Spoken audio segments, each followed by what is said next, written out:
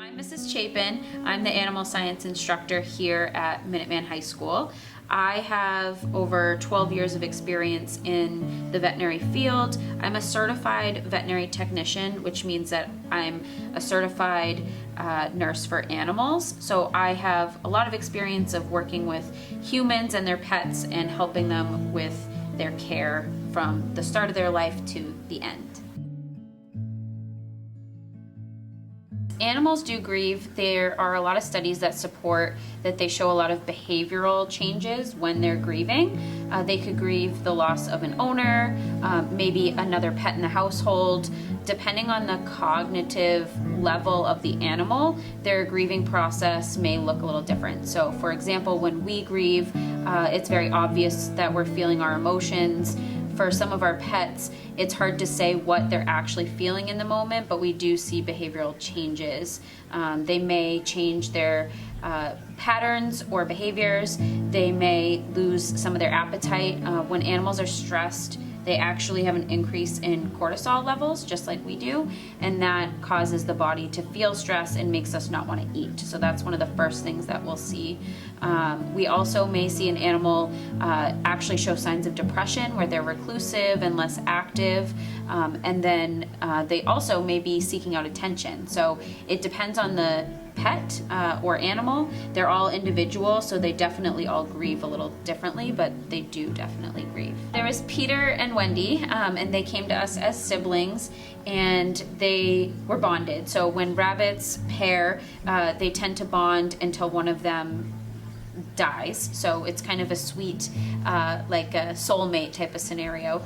And Wendy got really sick pretty quickly with a dental issue that couldn't be resolved. She had several tooth root abscesses, which is really unusual to have more than one. So it was something that we tried to treat and were not successful.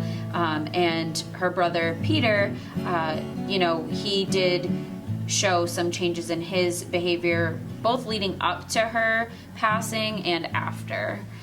So some of the things that we saw from Peter were, as Wendy was getting sick, he was certainly taking advantage of her not eating as much. So he was resource guarding the food and kind of being a little bit of a bully. And then as she got more sick, he started to seem grumpier. So we started to see him shift his attitude and be a little less willing to be affectionate towards us, and he seemed to be stomping his feet more. That's something that rabbits do when they're feeling testy or agitated.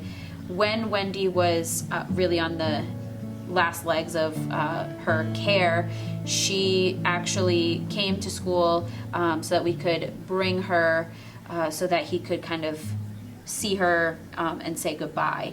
And there's some talk of that in the veterinary industry of whether or not you should bring the bonded animal at the end.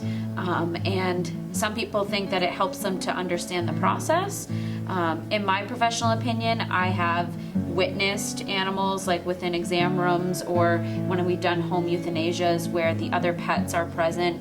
I do think that it helps them to understand where that pet went. I think some pets feel a little bit lost, and they might not know why their routine has changed. It's not like a person where we could explain something or somebody passed away. These animals are kind of left to guess and figure it out.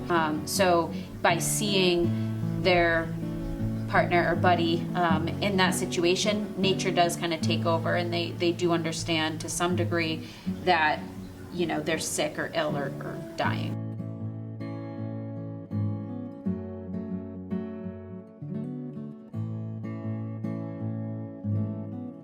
When we talk about grief, what they're really referring to are the behavioral changes that they can document.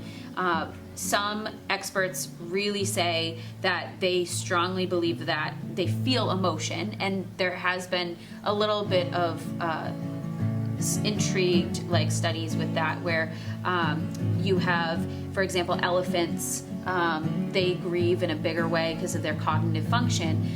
When we think of it on a breed level, they're even looking at, are some dogs able to process things at a higher level of cognitive function? So perhaps maybe the Border Collie might have a little bit of a more in-depth understanding, whereas maybe our block-headed Labradors might not quite get it as much. They do tend to notice the loss. The biggest thing is their routine has changed and they don't know why.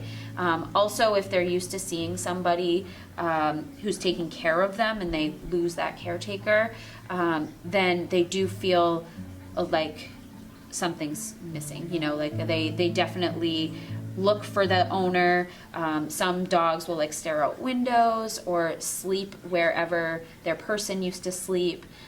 They'll even sometimes dogs go looking. Those are like the cool stories that you hear of, where they run all around continents looking for their owner. I take it as a little comforting, though, knowing that our animals do, I think, feel things, and I think that it just shows the bond that they can have with not just us but with each other, and it's part of what makes pet ownership so beautiful, right?